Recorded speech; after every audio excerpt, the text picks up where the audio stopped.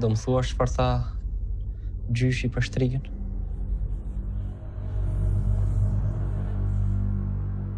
Nuk e di, është shumë e çuditshme. Ai tha që kur ishte e re kjo gruaja, kishte disa fëmijë. Për arsye që nuk e di, ata fëmijë vdishën. Disa zëra thonë që i mbyti vetë. Disa të tjerë që thjesht vdishën. Pastaj ajo mori disa fëmijë të tjerë që ishin jetime dhe i rriti.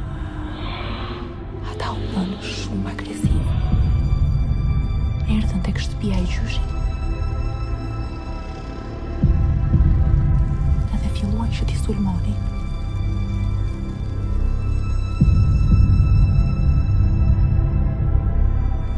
Pastaj gjyshi shkoi te shtëpia e shtrigës